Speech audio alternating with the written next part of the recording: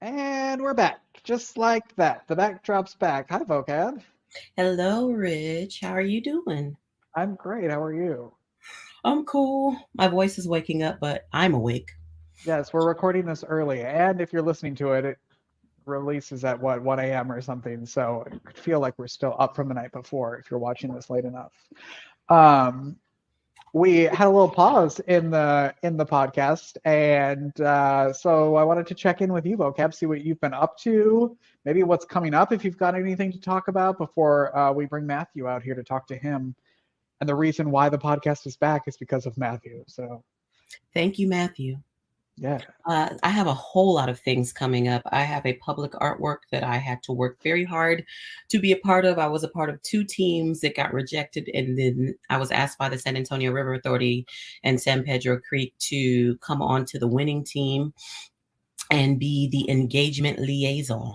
And I'm Oh, excited to have a title like that. So I will be activating the space and talking to people and creating original content that will be in this historic landmark in San Antonio of the St. James AME Church. And I have a National Performance Network grant. I'm working on my concert with my friend Lubana Al-Kintar, who is the first voice of the Syrian opera.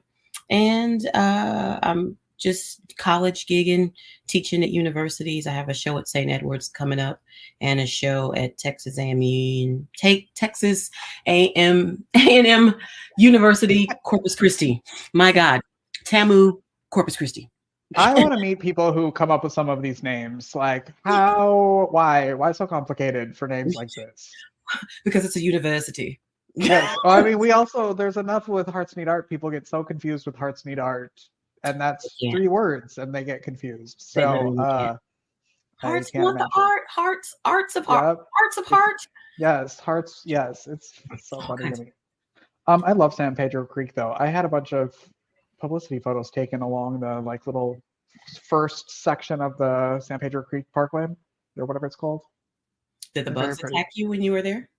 No, Good. no, and they have beautiful murals. It's a Hmm. really pretty space. So if you're in San Antonio, check that out because it's a really and they're expanding it still. It's been in the works for years, right? Right. And this part was not a part of the original budget. What happened was they Hmm. were digging up land and they found a capstone or a headstone of a church, and they realized, oh my God, this is a historical space from the 1800s where emancipated African Americans uh, started a church that used to be a soap factory, and then they held that space for a few years before they moved on. But that was their first physical location because they just used to meet and congregate to have service. But then when they bought that space, it became something really monumental and historic for Black people. But it's not just Black history; it's American history. And so I'm Hmm. excited to be a part of it and help celebrate it and educate the world about it. Congratulations. Well, they picked the right person to be the liaison. Thanks. And if you get a fun name, I mean, why not take the job? Get a No title. matter what. Exactly. I love a good title. Like Uh, artist evidence. right. Exactly. Yes, I created once at Hearts Need Art my title of director of storytelling, and I was like, I met someone else who had that title, and I was like, I want that title. What's your job? And so, and I was like, director of storytelling. That's a good title. It is great. So a week ago, I got an email about Matthew, who's on our show today, who's doing something really cool, who's created something amazing, and they wanted to know if we could talk to him, and I said, of course. So Matthew founded Artist House, and it's a great space that he's here to talk about, and I don't want to talk about it. I want him to talk about it. So we'll bring him out. So please say hello to Matthew. Hi, Matthew. Hi, how are you? Thank you, Matthew. Great. Hello.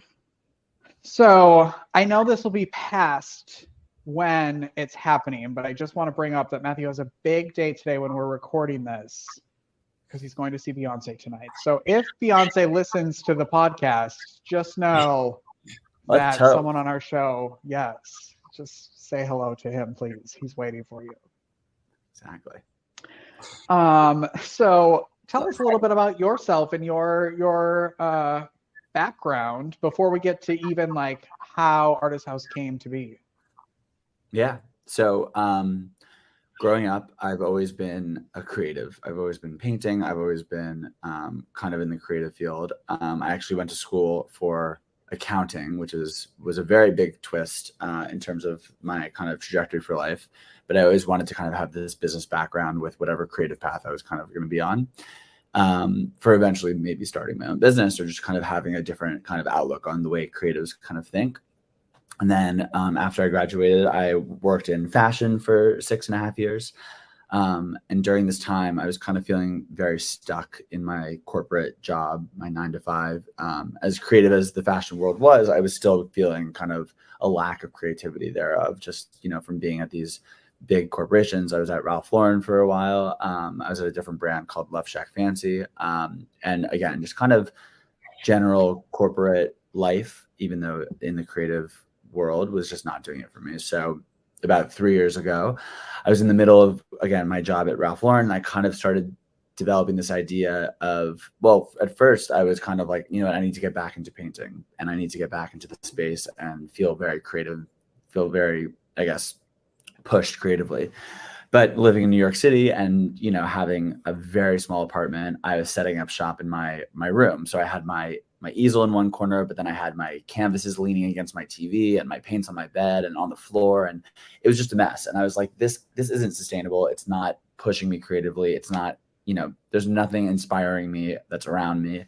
So I set out to kind of find a studio in the city. But like I said, with New York City being very expensive, everything that I wanted to, any studio I wanted to rent was upwards of $2,500 to $4,000 for pretty much taking out a new lease on an apartment or commuting 45 minutes to an hour to just be at a studio that I probably wouldn't go to so often because, I still had my 9 to 5 job. So I kind of started thinking creatively and I was like, why doesn't this exist? Like, why isn't there a space that's affordable? And why isn't there a space that's, easily accessible and I can go to whenever I want and kind of pop in and pop out? I actually found a very similar model to what I was thinking, based in the city. But then so I started kind of going to that space and I was liking it, but there was this lack of community-driven engagement and community-driven events and programming that I was needing. And I think as creatives, creative people, and especially in the art world, it can be a very lonely place. It could be a place where you're kind of in your studio by yourself, with your own creative thoughts, which could be to some people's benefit, but to other people, they need to thrive off of the community around them and the art world around them. And I think everyone takes inspiration from other artists. So, no one comes up with their creative style just by thinking of it. They've seen other artists, other styles, other creative elements of the world around them. So I kind of set out to then create this idea of a co-working membership-based club based in New York that had all the studio elements, that had access to affordable, easily accessible studio space, but then has this element of real interactive events and programming. So whether it's hosting talks from different gallery owners, whether it's hosting classes, whether it's hosting just events for the members to engage with other members, I was like, this has legs. This has the opportunity to really grow and shine and be something really incredible. And, you're, again, a lot of studios, you have a closed door policy. You're kind of closing the door behind you and you're in your studio. This concept, you're kind of working inches away from other artists. So if I'm working on a piece and I'm like, hey, how did you do that style? Or, hey, how did you do that technique?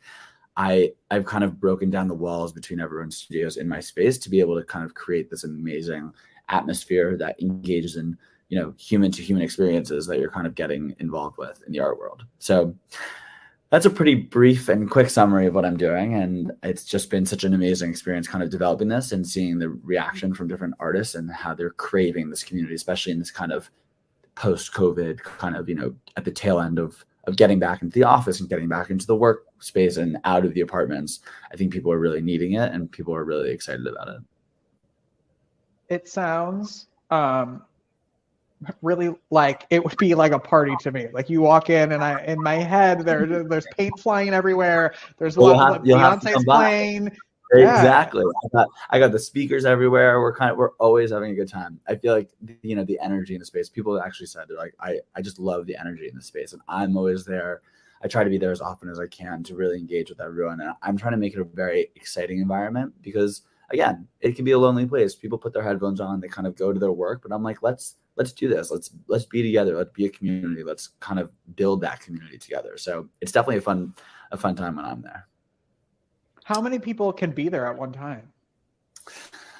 We have about 12 workstations, workstations being an easel with a cubby and a rolling cart. And then we have a few communal tables in the back of our studio. So at one time, I'd say probably 12 to 16 people could be there at a time. But because of the way that it's kind of the way that we've decided to make it membership based, it's kind of on a rotation basis, and your membership is based on frequency of use. So we have people who are only on the weekends, so they're kind of rotating in and out throughout the day on the weekends, Saturday and Sunday. And then we have people during the week, and then we have people who are full-time artists. It gives me the idea of constantly being in a workshop or a co-op space, and that is a breeding ground for inspiration because you have a homogeneous community of like-minded people who are in this space with a purpose. All your end goals are different for your art, but you have the same purpose, which is to create, and then you're just inspired on a constant basis. And I think that's really, really wonderful. I wish I could see some of the spaces, or where can we go? Because I know this is going to come later, but where is a place maybe we can go to like view that? Or do y'all ever do works in progress? Yeah, I think like eventually I want to, host it to people outside of the space too, and to be able to come in and see what people are working on. And I want it to be a really interactive community with not just the art world, with the people who are outside the art world, who I'm looking to buy a piece of art from an emerging artist, but I don't know where to go because I don't know where any of these emerging artists are sitting or creating or making. And I want people to kind of come in and be like, whoa, like this is amazing. Like, what is this space? Why are you here? What are you feeling? How is this happening? So it's just a really cool community that I'm trying to build and trying to grow on. And then I have one more question. Do you ever help each other with critique and revision, like peer reviews? It hasn't happened yet, but I'm sure I already know that a few artists have decided to work together on a few projects. So I'm sure that that's happening internally, and I'm just not privy to that, but I see them working together. One of our artists brought in a live model a few weeks ago, and I reached out to all of the members. I was like, does anyone want to participate in this?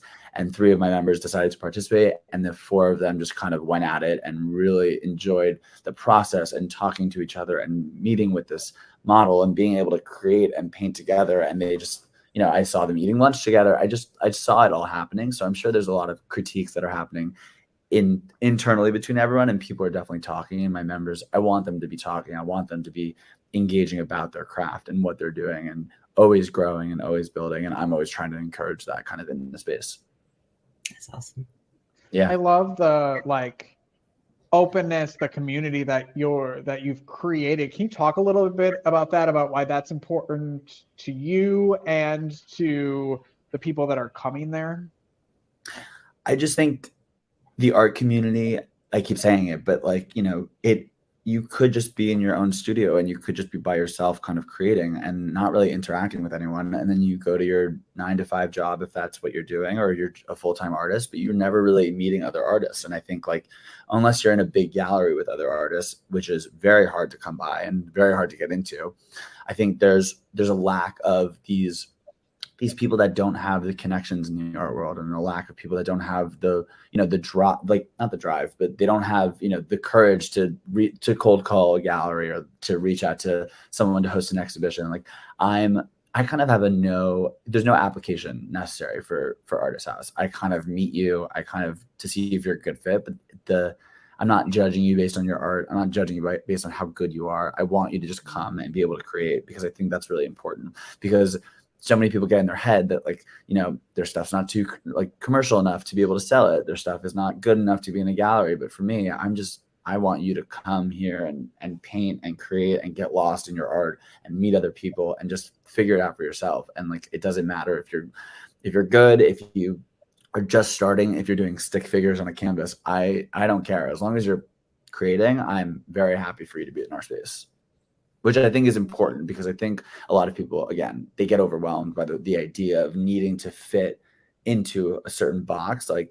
but they're, you know, they're a square peg and they're trying to fit into this round hole, and it's just not going to work. So I want to share this episode with all the people in the hospitals that we work with, all the administrators, because we used to do group classes in hospitals with patients, and we would get I love it. good people, good artists, bad artists, everyone in one room. And because of the pandemic, we now have to do it in the bedside where they're alone in that one room and have no one else to, you know, look at, take tips from. I think there's such a like learning and sharing in a group class. And I love that you're bringing that back. And available to people that you can just do it. Like you said, it doesn't matter. Like as long as you're doing something, you can be here. And I could think my stick figure is the greatest thing since Picasso. And if that means if I feel that way and I am feeling empowered by that, then like by all means, I'm going to keep going at it. I'm going to keep doing it. So, you know, art is so subjective to whoever's doing it themselves. So, and whoever likes whatever they like. And, you know, I think it's just important to get in and keep creating. And you're never going to grow if you stop or if you're limited in any capacity. So why not break those limitations and really get yourself in the studio to be able to create at all times of the day, at all hours of the day. You just opened, right? We opened on August 1st. Yes. Wow. And what are you like? What are you hearing from the people that are coming in there, or even just stopping by to, you know, interview and see if they can, like, who are interested in it? What are you hearing?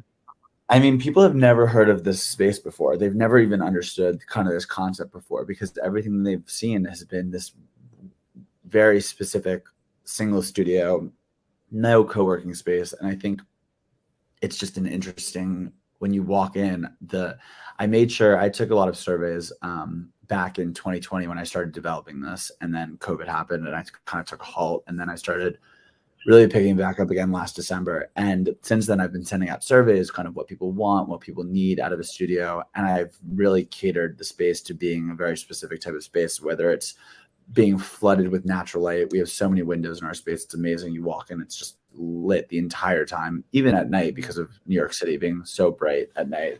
I made sure that each workstation was a specific dimension because of the way that canvases are kind of on the easels, how they sit, and like to make sure that it fits.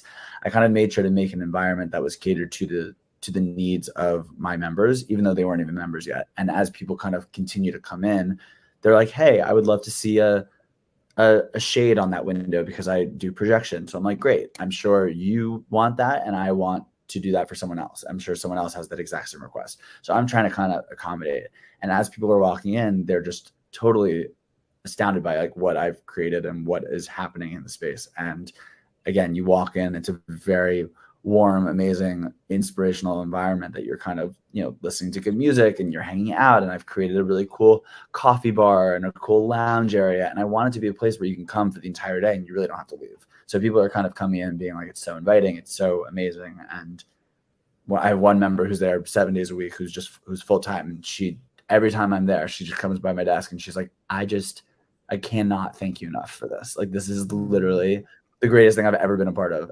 And she's pretty much the only one there at all times. And I'm like, you know what, if it's just for you, if I'm just helping you be able to do your art, that's good enough for me. Wow. During the like planning process, your vision of it, how did that change from like the beginning, pre-pandemic, like you said before, when you were thinking about it, into August 1st when it opened? Like, what have you learned, and how has that changed kind of what the end product was? It's funny, when I was going back to I did a lot of 3D renderings of the space that I kind of found back in 2020, and seeing where it was today, it's kind of exactly what I envisioned. And it's kind of exactly like a direct depiction of what I created back in 2020, because again, the bones of what this is as a studio is not so unique or different. Like, it's very much workstations set up like you would in your normal studio. So I kind of created something that was very, you know, I think the idea also is that it's easily translatable to a different city. You can kind of put these in different cities and make them happen kind of everywhere. So I wanted to create something that was easy. And I always had that in mind in terms of from a growth perspective back in 2020. I think the one thing that I definitely focused on was price sensitivity. I think people are definitely, you know, changing that. I learned a lot about, you know, what people can afford, what people can't afford. I think I I was really excited about the concept, and I wasn't really interacting with any potential members back in 2020. So I wasn't really listening to what they had to say. I was touring some spaces back in February of 2020 that were, dark basements and that were just not the vibe at all. But for me, I was so excited about this new concept. So I was like, let's do it. Like, this is it. Like, we're going all in on this. But looking back on it, I know that I had to kind of reach out to these members and be like, what do you need? Because otherwise it would just be, it would fall short of what they always wanted and what they were looking for to be able to do what they wanted to do in the art world. Is New York supportive, like grant funding wise or resources for artists? Do you feel that, that the city has opportunities in that regard? I think so. I think the opportunities are there. I think it's just kind of hard to find them necessarily. I know that the art world in New York especially is very vibrant, and like people are always supporting artists. I should probably look into more about that, because I think that's such an important aspect to getting people kind of going, and in any capacity, is to provide some sort of financial support in any way. But I think it's there. It might just be a little hard to come across. What I see happening for you, if you allow me to speak, is just really underserviced artists, people from niche communities or marginalized communities, probably at some point starting to reach out to you, especially if you're thinking about the LGBTQIA community, being able to service artists that come from that capacity, that come from that background, and saying, hey, can I come to you? Can I have a place that's like a refuge in a play, in a sense, but feels safe space for them to do. It's a safe space. And that's also why I don't really judge based on anything other than you being an exciting artist that wants to keep creating, because otherwise it becomes too specific and it becomes this very, very specific type of person that's coming to Artishouse. I don't want that. I want it to be open to anyone who just wants to be in the world with other artists and wants to have a space that they can go to really just, settle in and talk and have an open forum. And again, I'm always there. I'm pretty much there 5 days a week from 9 to 5, 9 to 6. And I'm sitting there. And if people have questions for me, and if people want to just talk about random things in their world, I'm there. I kind of act as their therapist almost in some capacity, because I'm just sitting there willing to talk about anything that they want. And I agree. I think having those marginalized communities and having, especially I'm part of the LGBTQIA plus community. And I think it's just so important to also, as part of my community, to get people in and to know that it's very much a safe space that they can come and create and do whatever they want in it. So where exactly are you located for people who are like, I need to go there and I need to be there? We're located in the Garment District of New York. So it's right near Times Square. So it's on 38th and 7th Ave. So we're kind of right smack in the middle of New York, which is really nice. And we're near every train station goes right through us, which is nice. It's very easily accessible.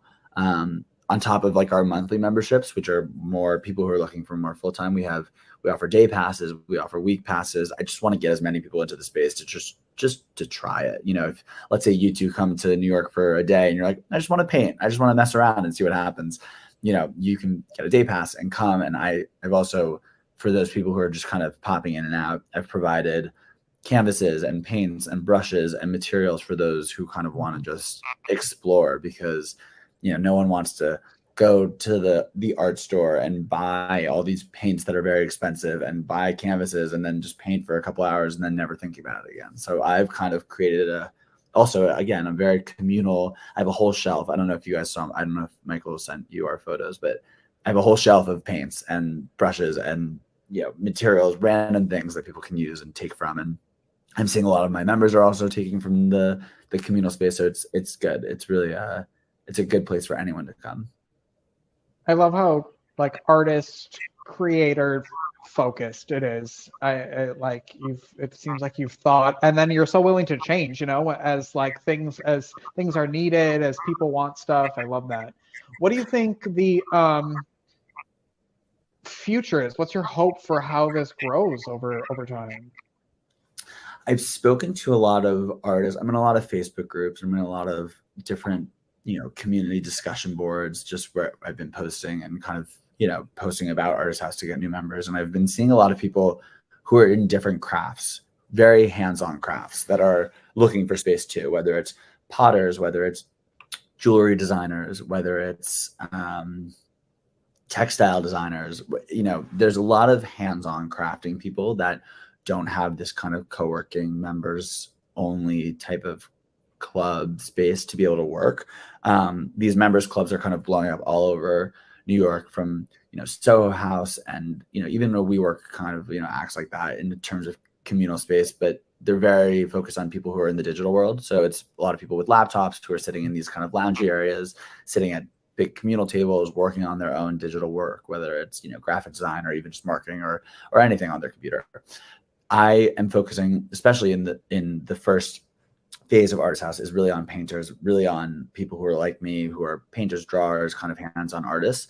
But I think there is a lack of community-based spaces for these hands-on creators. So I want to create something that's like a full, an entire building dedicated to like a makerspace that's for, again, like I said, potters, jewelry designers, textile designers, painters, drawers, anything that you kind of see in the craft world. Like, that is exactly who I'm trying to cater to. So that's the goal. That's my long-term goal.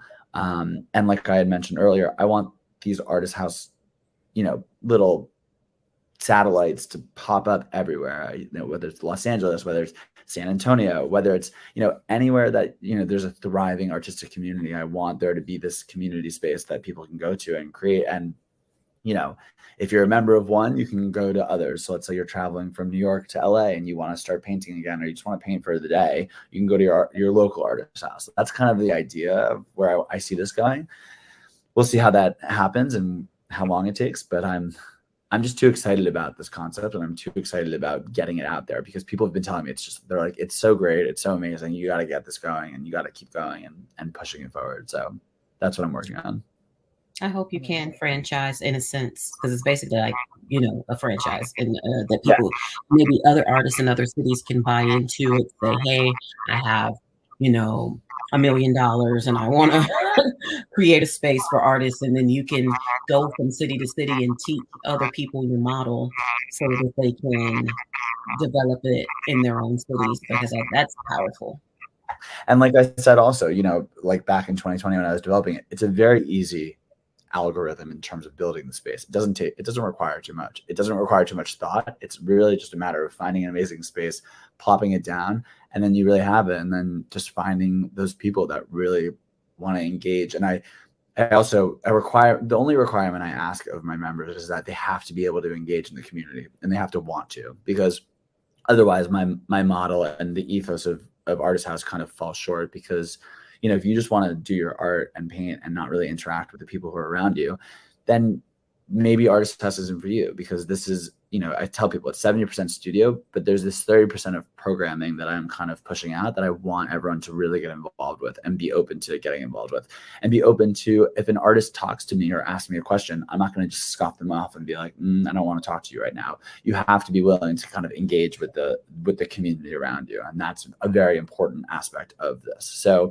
as long as we find artists that are doing that and want to do that, I think we can take this all over the world, all over the country to start, and just see where it happens. But yes, I'm excited about the opportunities to pop up in different spaces and different cities and see what happens, because artists need to meet other artists, and they need that, and to meet other artists in a different city to then collaborate and host an exhibition eventually. That's a goal of mine.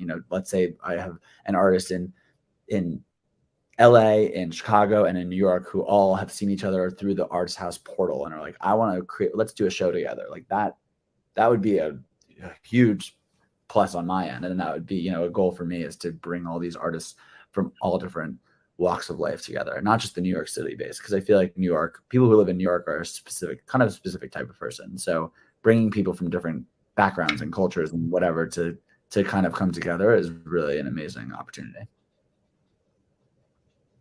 Yeah, the community group aspect of art making, like everyone's, especially over the last couple of years, has been doing it all so individualized and in their own room, and everybody has their own space in their house. And to go back out and mingle and collaborate again is so exciting. Yeah, definitely. How can people connect with you, connect with Artishouse? Do they just stop by since you're there all the time? Do you want them to email you first? Yeah, so you can go on our website. It's artisthousenyc.com, and it has all the information about memberships. There are a few different options to connect with me, to apply, just to kind of hear about us. And then, I take a lot of informational calls. I'm happy to talk on the phone with anyone that wants to talk about it, that's curious, that just wants to kind of hear about what I'm doing. And that's pretty much the best way to get in touch with me. Perfect. Yeah, Thank and you in so case much. one more thing, in case you're trying to type this in, make sure that you don't put the T on the end of artist, say artists, because that's me. I have a link because it was given to me, but I know me, I'd go and I'd start typing in the word artist with the T on the end. People ask that a lot. Yeah, artist, ARTIS. HOUSE. HOUSE. Yes. We'll put it all in the notes. We'll have graphics on the screen. Everyone will know, I promise. They will see. Awesome. Perfect. Thank you, Matthew, so much. Of course. Enjoy Beyonce. Have fun tonight. Thank you. Follow his Instagram. Follow his Instagram so you can see when he's on stage with Beyonce. Yes. Please do, please. Speak that into the atmosphere that she will sing you. I'm putting it out there. There'll be an aura of light around you. Yep, exactly. I'll watch her Instagram. All right, goodbye, everyone. Thanks for watching. Thank you. Thank you for listening to Arts for the Health of It. This episode is produced by Hearts Need Art, creative support for patients and caregivers. You can support the show and help others learn about the healing power of the arts by visiting heartsneedart.org. The views expressed on this podcast do not necessarily reflect the views of Hearts Need Art, their staff, board members, or other affiliates. All content is created for informational purposes only. This podcast is not intended to be a substitute for professional medical advice or to diagnose and treat any health condition. Always seek the advice of your physician or other qualified health professional with any questions you may have regarding a medical condition. Never disregard professional medical advice or delay in seeking it because of something